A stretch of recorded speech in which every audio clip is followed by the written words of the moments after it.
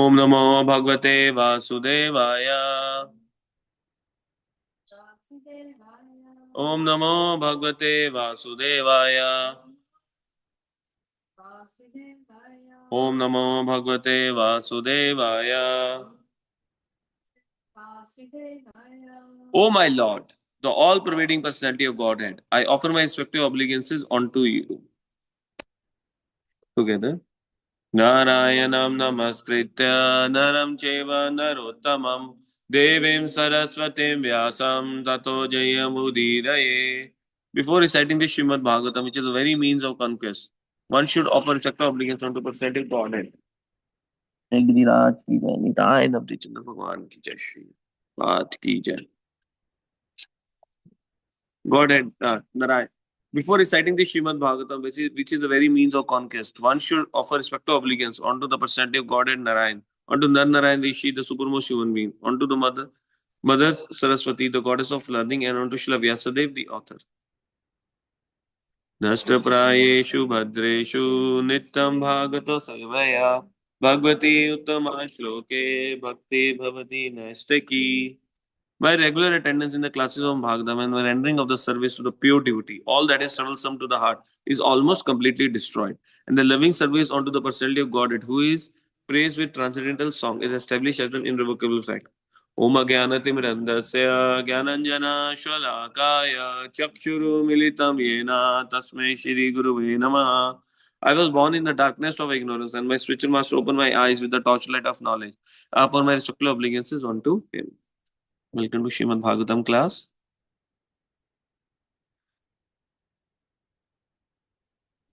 So we are reading from first canto, chapter 19, and the name of the chapter is The Appearance of Sukdev Goswami. So today we are continuing the discussion. Today we are going to do two verses, number 19 and number 20. Like as the name of the chapter signifies, right? Just little recap what happened so far. Uh, as the name of the chapter specifies, the appearance of Sukdev Goswami. So this is when Maharaj Parikshit, who is the king of the world and who is the heir to the Pandavas, grandson of Arjuna. Uh, so he was ruling the world, and one time when he was in the forest, okay, it's a long story. I'm just making it short, right? He got cursed because of something happened. He got cursed because of a Brahmana's curse that he was cursed to die in 7 days.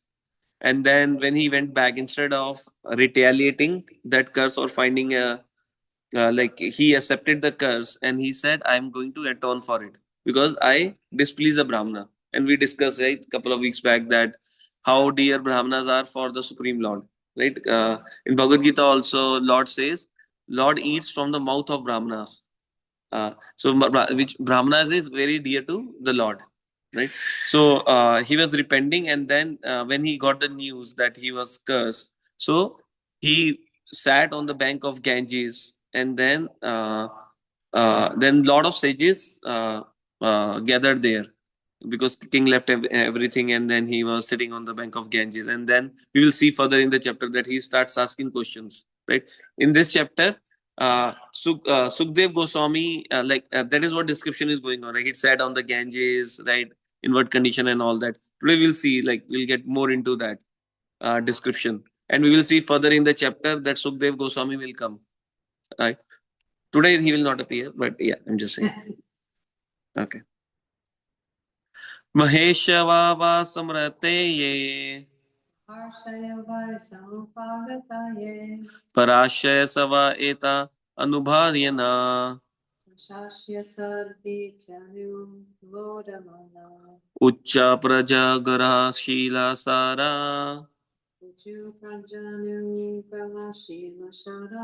Yat Utma Shloke Gunarbharupam Maharsho Vasamo Pagatasye Prashasya Siddhvata Yunatumodamana Uccha Prajagara Shila Sara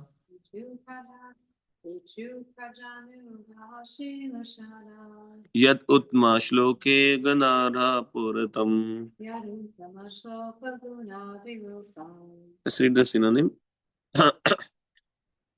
Maharasha, the great sage, Vai, as a matter of course, Samuparagrata, assembled there.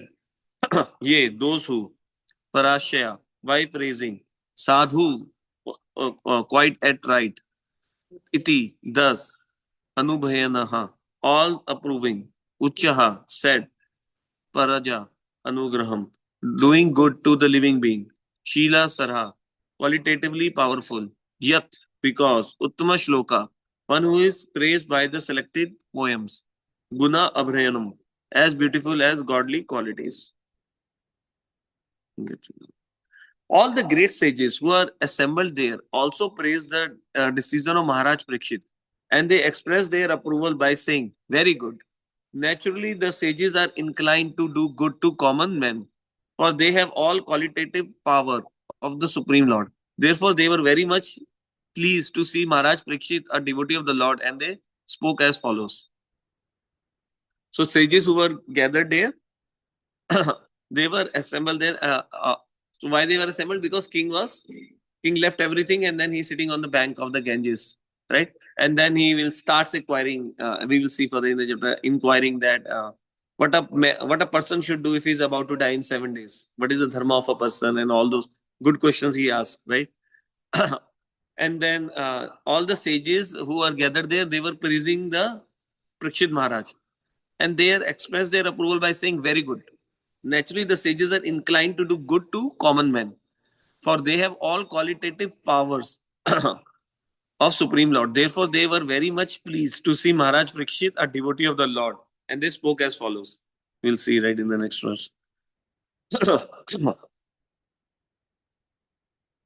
The natural beauty of a living being is enhanced by raising up to the platform of the devotional service. Maharaj Parikshit was absorbed in attachment for Lord Krishna. Seeing this, the great sage assembled were very pleased, and they expressed their approval by saying, "Very good."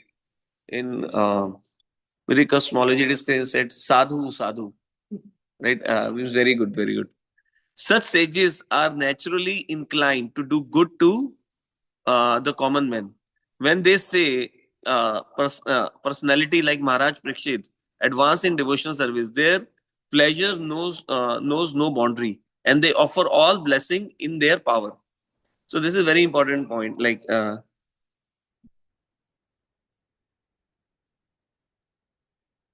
that this word. When they saw Maharaj Parikshit advancing in devotional service, their pleasure knows no boundary, and they offer all blessing to their power. So this is quite opposite to what materialistic things, right? If one person is progressing, right, it is not that they are pulling the leg, right? Spirituality is totally, actually, this whole material world is perverted reflection of spirituality, right? Uh, like when one devotee is progressing, right, other devotees should be encouraged, and then he should also be happy, right? He is going back to Godhead, or he is making progress in the bhakti, right? But in opposite to that is like in the material consciousness, right? Like people, if somebody is progressing, they started becoming envy to them, towards them, right?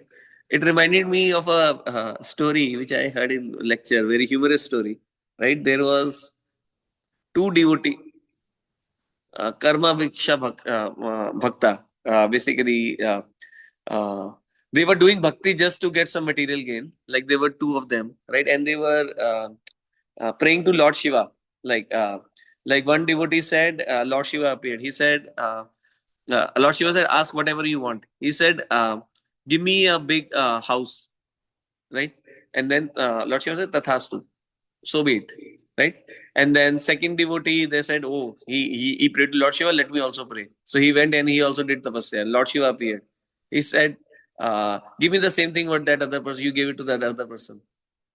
So he also get the house. Again, first person said, now he also have the house. Okay. So he again went to do the bhakti. And then again, Lord Shiva appeared. He said, give me a wife. Right. Then same second person went. He said, now he has one extra thing than me. Right. So he again went and did bhakti and prayed to Lord Shiva. He said, whatever he got, give me twice. Give me two wives. Right. And then Lord Shiva said, so be it. Right. Now third person, the first person again went. Right. Yeah. Again he did the tapasya. Again they were envying each other rather than appreciating. Right. Lord Shiva appeared, like, asked for bhakti. Right. They were asking for material things. Right. And then this person said, give me a lot of wealth.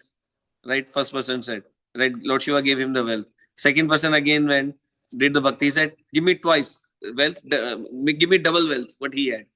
And then Lord Shiva says, so wait. And again their envy even more increased. Now first person went, he said to Lord Shiva, cut my one hand and leg. Cut my one hand and leg. Lord Shiva said, okay, so it is, stupid devotee. And then second again went. He didn't know what he got. He said he might have got even more valuable thing. Right? He said, whatever he said, give me double. So this is how material envy works. Again, like four times they get to see Lord Shiva, but they didn't ask for the correct thing. They just ask material thing, and that too out to envy. But here we see, but actual reality is opposite, right? Like devotees, like they are really, if one devotee is getting mercy, uh, so they are very happy, right? And we see that in Chaitanya Charitamrita also, right? Like when in Mahaprakash Leela, right? When Mahaprabhu was calling each and every devotee, right? Other devotees, they were getting happy, right? Everybody is getting mercy, right? They were sad, right? When Mukunda was not getting mercy, right? So, and then they prayed to Mahaprabhu, like to give him the mercy. So, so that's how. What is the nature? That is the nature of the devotee, right? They want they feel happiness when others are progressing. The devotional service of the Lord is so auspicious that all demigods, sages, up to the Lord Himself, become pleased with the devotee, and therefore the devotee finds everything auspicious. All inauspicious matters are removed from the path of the progressive devotee. Meeting all the great sages at the time of death was certainly auspicious for Maharaj Parikshit, and thus he was blessed by the so-called curse of Brahmana boy. So if you see, think about it, it was a pretty, it was a very reverse situation, right? Like just before this event, Maharaj Parikshit was king of the world, right? Everybody was under him, right? He was ruling, right? And then because of the curse, right, Maharaj Parikshit, everything was taken away. We will see, right, in the next verse also, right? He was just sitting in a coupon. Like Maharaj Parikshit take out all his kingly robe, right?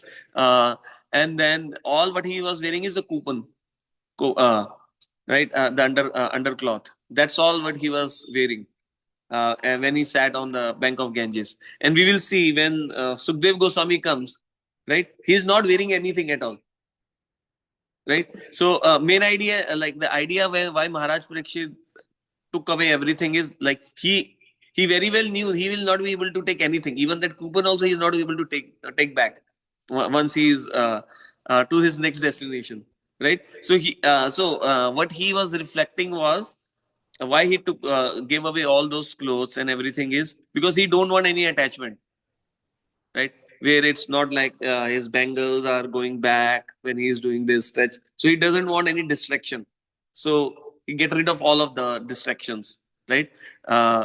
And similarly Sukdev Goswami was from the time of, like we'll see also, right, like time of his birth itself, uh, when he came out from the womb of his mother, he started walking out from the house itself, right?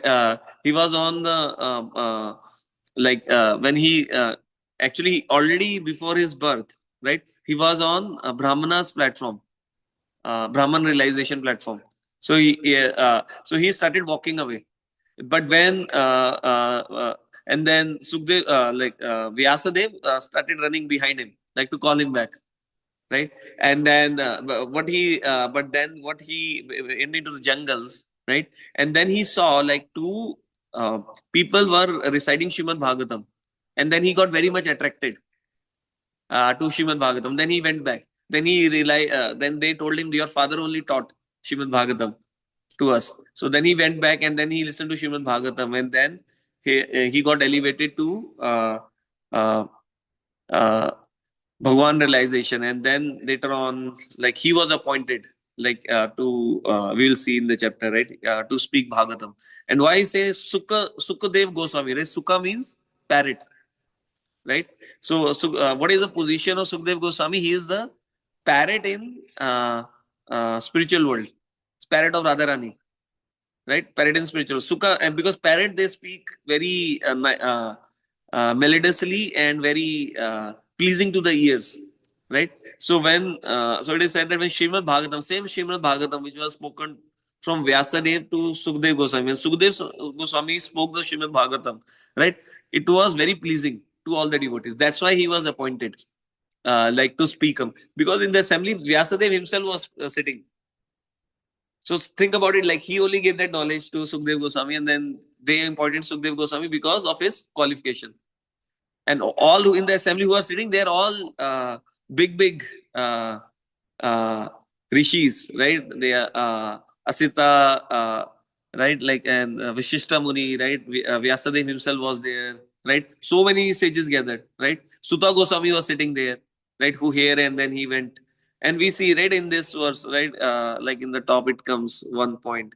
Naturally, the sages are inclined to do good to common men, for they have all qualitative powers of Supreme Lord. If we see, like in Naini Sharna also, why sages gathered is for the betterment of human society. That's why they were doing that yajna, right? Fire sacrifice. So and so that their whole body was black because of the ashes and the coal or the fire that ghee was burning, right? So their whole body became black. And but then they did they asked Sutta Goswami to start narrating Srimad Bhagavatam, right? Which is the ultimate benefit, right? Uh, so let's go to the next one, and then we'll open it up for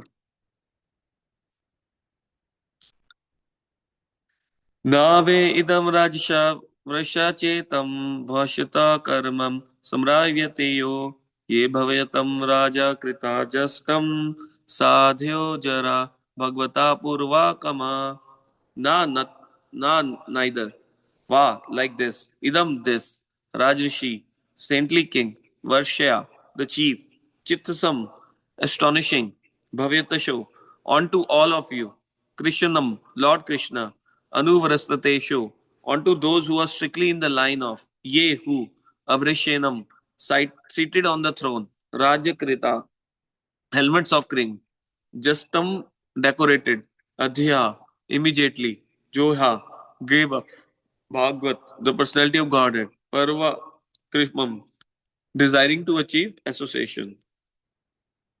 Translation. The sages said, O chief of the saintly king of Pandu dynasty, who are strictly in the line of Lord Shri Krishna, it is not at all astonishing that you gave up your throne, which is decorated with helmets of many kings, to achieve eternal association with the Supreme, to achieve eternal association with the personality of Godhead. Right? So, why it is saying, which is decorated with the helmet of many kings. So, in the olden times, right, when one king conquer other king, so they, as a token of that, yeah, you are under me, that I defeated you, they take their helmet. They take their helmet, like as a, and it said that, like Pandavas, they have a lot of helmets in their treasury. Because they did the Digvijay multiple times, right? Because they did the Rajsuya Yagya, right? In that yagya, like either you surrender to me or either you have to fight with me. Uh, Basically, that it's about that you are the king of the entire thing. You are under. It's not that they have to pay taxes or anything. Like it's about like you are subordinating with each other. Like basically, so that there is no conflict, right? When the yagya is going on, it's not like that one kingdom is attacking the other kingdom. So foolish politicians who hold political administrative posts think that the temporary posts they occupy are the highest material gain of life. Therefore, they stick to those posts even up to the last moment of life without knowing that achievement of liberation as one of the associates of the that achievements of the liberation as one of the associates of the Lord in his eternal abode is the highest gain of life. Right? We see that right throughout the world. Right? Some of the politicians they don't want to leave their chair, right? even their body is not moving, but still they don't want to leave the chair, right? Or the leaders, right? So I don't want to take any names to, but you know, uh, the human life. But the thing is, like, what is the perfection of the human life is to to uh, uh, to go back to Godhead, right? The human life is meant for achieving this end. The Lord has assured us in Bhagavad Gita many times that going back to God, going back to Godhead, His eternal abode is the highest achievement. So highest achievement is go back to Godhead, right? In Bhagavad Gita it comes multiple times. Prahlad Maharaj, while praying to Lord Narsimhadev, said, "Oh my Lord, I am very much afraid of the materialistic way of life, and I am not at least and I am not the least afraid of your present ghastly fearsome feature as Narsimhadev." So if you, in Prahlad's story, right, or Narsimhadev's story, right, when Narsimhadev kills Hiranyakashipu, not kills basically, delivers Hiranyakashipu, uh, he becomes very angry. So much so angry that Lakshmi itself was scared to go near Narsimhadev, right? And then Brahma doesn't want to go, Lord Shiva doesn't want to go, right? And then they ask Prahlad to go and pacify Lord Narsimhadev, right? And then he pacified Lord Narsimhadev without any fear or anything, right? And then later on, Narsimhadev asked him to become the king, right? And that is where now this thing comes. Now Prahlad says, "Oh my Lord, I am not afraid of the. I am very much afraid of the material way of life. I am very much afraid, like basically to become the king, right? But I am not afraid about your form. Like everybody is afraid with your form, but I'm getting a lot of solace, right? Actually, Narsimha Dev, like for the devotees, Narsimha Dev is like protector. Like if you have seen the most fierce form of Lord Narsimha Dev is Ugra Narsimha, right? Which is in Mayapur, right? If first time somebody sees the Lord, like it creates a fear. But for the devotees, whenever they see, like it is like Lord is so merciful, like He's protecting, right? For devotee, it is very pleasing when they see Ugra Narsimha also. Uh, uh, Again, like it's all about consciousness. So I do remember like 2 years back when I went to India, right? I got a chance to go to Mayapur. Uh, at that time, in TOVP, that Narsimha Dev wing was opening. So it was very mystical. Like they created a lot of effects, like in the Mayapur temple, like the from the before they open the altar, like they have all the fumes coming, and then sorry, not fumes, smoke. Auspicious smoke was created, and then that whole arti was done in that smoke itself, right? And then when the lamp was moving, then you can see the Lord's face. So it was so mystical, and Prabhuji knows, right? Mayapur, like TOVP, is so grand, right? That wing, right? For Radha Madhav now, like even in Astaki, like whole another wing is going to open soon. They move the deities to the TOVP. Narsimha Dev DT they move. They have two deities. Like it's one in the original temple also, and in the TOVP also. Yeah, they have another Narsimha Dev DT. So there are two of them. They can do that, right? Mayapur is big. Everything there is big only. Whatever happens in Mayapur, grand. Uh, uh, yeah. So, but I got an opportunity to witness that. There were a lot of people. Like it was pretty crowded. Like I was way in the back, but it was an experience, like to have, right, where uh, like Lord, like you can get to see that, and again, and Lord, again, it's just a small offering, like from the devotees to that. Like Lord is way, uh, uh, in opulence wise, Lord has way more thing, right? It's just a small material opulence, that TOVP temple. Uh, uh, but if you see, like other day, like one devotee was sharing. That if we realize that how much is doing for us, or how Krishna has done for us, we will never think about we will always then we will have a realization, I am doing so less, my Lord, right? Air, everything is given to us by Krishna, right? Like so many times, like I'm talking about myself, right? Like, we take things for granted, right? Actually, you come to know the meaning, uh, like, or realize, right? Like how important breath is when you're breathless. Let's say when you're sitting on a hospital stretcher, right? When the mask is there on your, then you realize how precious this uh, your taking the air is, right? Like even recently.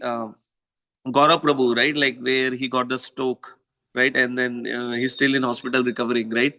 Uh, Jai Jai. Giriraj, Narayan, Abhijit, Srila Prabhupada.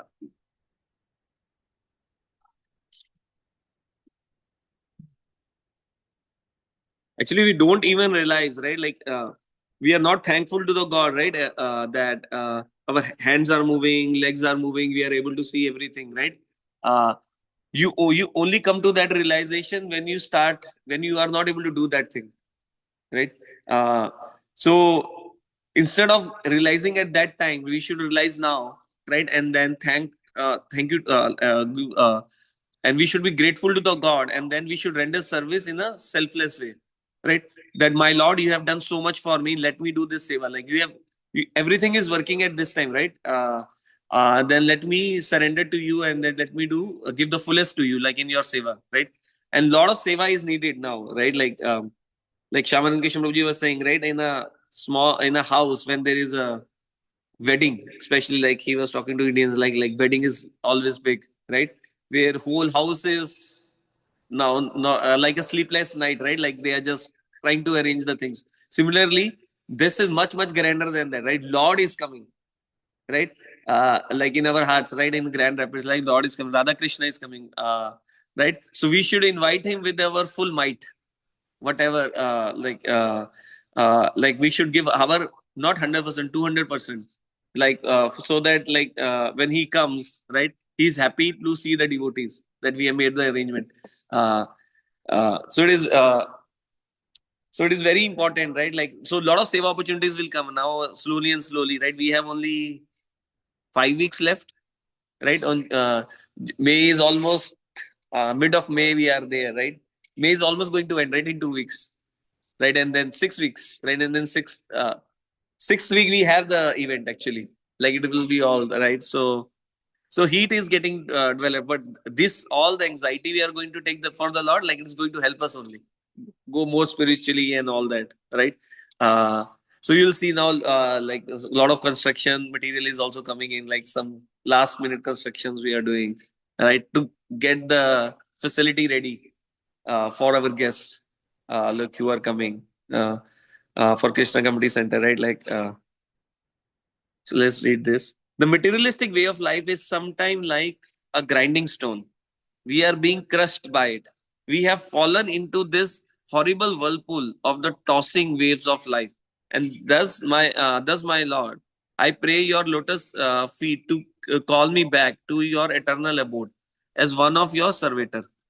This is the summit liberation of this material way of life. I have very bitter experience of the materialistic way of life, in whichever species of life I have taken birth, compelled by the force of my own activities. I have very painfully experienced two things, namely separation from my beloved and meeting with what is not wanted. And to contract them, the remedies which I undertook were more dangerous than the disease itself. So I drifted from one point to another, birth after birth. And I pray to you, therefore, to give me a shelter at your lotus feet.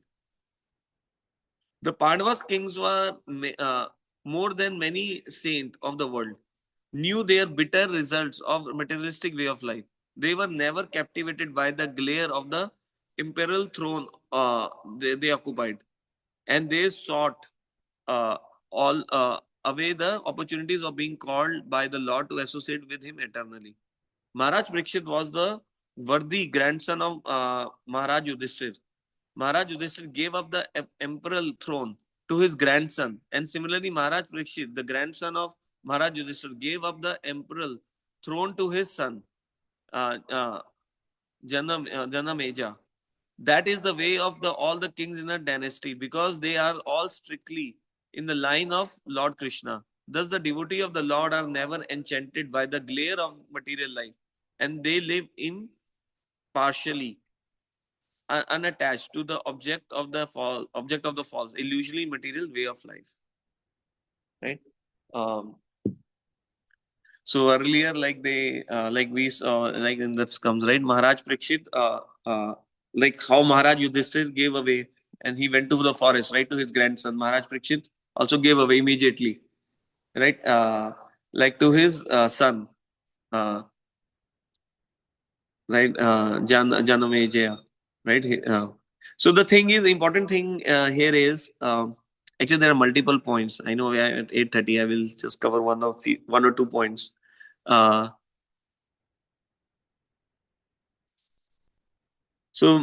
here, what is written here is like what Prabhupada says is, I have taken birth compelled by the force of my own activity. I have very painful experience. Two things, namely separation from my beloved and meeting with what is not wanted. Right. So this reminded me of a story, right, which comes in Shrimad Bhagavatham. There was once a king called King Nuha, right? Yeah, King Nuha. Uh, okay.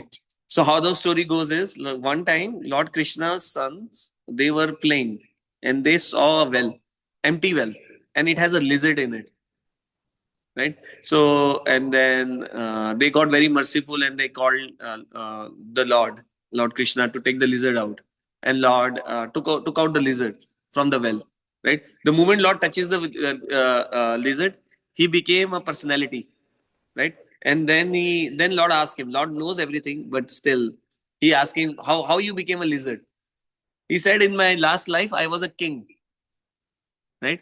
And I was a very pious king, right? I used to, like, any Brahmanas come to my kingdom, I used to give him thousands of cows, right? So one time one Brahmana came, right? I gave him 10,000 cows, right?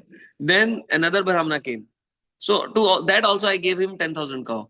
But what happened is, like when the first Brahmana was getting the cow, like one cow from first Brahmana herd went into second Brahmana's thing, right? King didn't knew that it happened, right? Cows are cows, right? He went from one herd to another herd, right? And then both the Brahmanas came and then they were fighting. They said, like, you gave me the cow, now he is taking my cow, right? And then king said, don't worry, I will give you extra 10,000 cows. Don't worry about that cow, right? So Brahmana said, we are not greedy. I want the cow which you had did a sankalpa and gave it to me. I want that cow only, right? And then argument happened, and then in the end they cursed the king to become a lizard.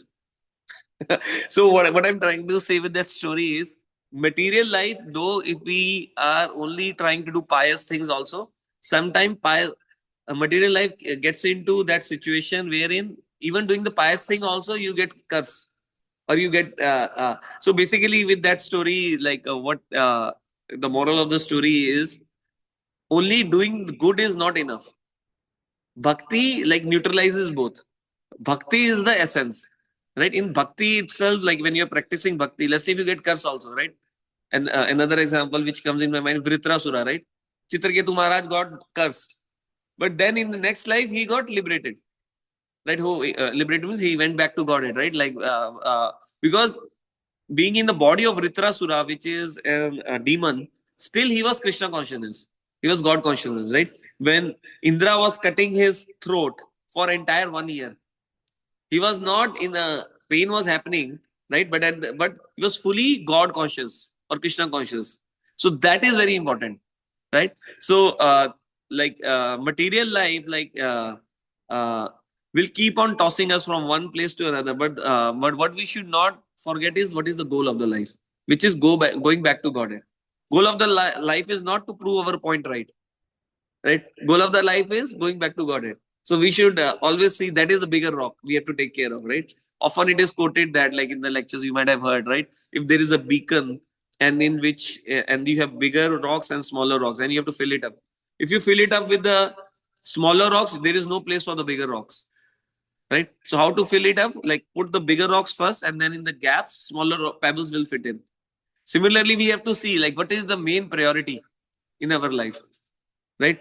Our sadhana is the main priority, right? And then doing service is the main priority. Then give it main priority, give it good time, and then other things will fit in. Right? But and then sometimes there is need of hour also, right? Like how we have temple opening coming in, right? So again, it's a temporary situation, right? But it's a blissful situation. All the things like we are hardship we are taking, right? We will remember them, right? Like that you go, we did this and this, that. So with that, I will like to end here. I will open it up for any questions or comments. But I will request to all the devotees, right? Like please help. Like this is the time, right? We need all the shoulders, right? Especially 2 weeks from now, right? When container is coming. So we were having discussions the other day, like how to take out the stuff from the container, right? 40 feet container, right? So 40 feet is from here to I think half of the hall. That is 40 feet. 40 feet is very big. So yeah, and we need all the help like we can on that day, and also like following days also, right? Like to make the facility ready, right, for our guests, right? And we and Radha Krishna will be in the center, right? So it is not they are not our guests, they are their guests. So we have to take care of them as a caretaker. Right? Any question or comments? I see if anyone on Zoom is first. Yeah. Any question or comments on Zoom? Just, very nice class. Hare Krishna. Hare Krishna. Bro, do you have any question or Just a comment? quick verse 19 Mm-hmm. is that, in the verse it says, naturally the sages are inclined to do good to the common men, for they have all the qualitative powers of the Supreme Lord, which means that the Supreme Lord is inclined to do good for the common men. Mm-hmm. If they have his qualities and they want to do good. So it means, it means that Krishna always wants our welfare. Mm-hmm. And he wants what's best for us, and he wants us to come back to God even more than we may want to. Mm-hmm. And so anything that comes our way, and of course, sometimes easier said than done, anything that comes our way, we should see it as the mercy of the Lord to open our eyes or lift the veil of materialistic way of life, lift the veil of how what the world actually is, and wake us up to our real identity so we can go back to God and get out of the cycle of birth and death. Mm-hmm. So if we see it that way, then we always see is everything that happens is good for us. Mm-hmm. It may not feel that way, but that's what Krishna's always doing. So they're, as his servants, they have the same qualities to want to do good for everybody. Mm-hmm.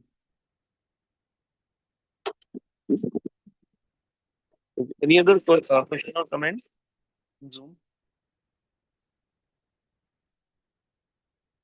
Okay. Not, I like to end here. It's Vanchakalpatarubhasya kripa sindhu devacha patitaram pavanebhyo vaishnavebhyo namo namah anant koti vaishnavi ki jai. Srila Prabhupada ki jai.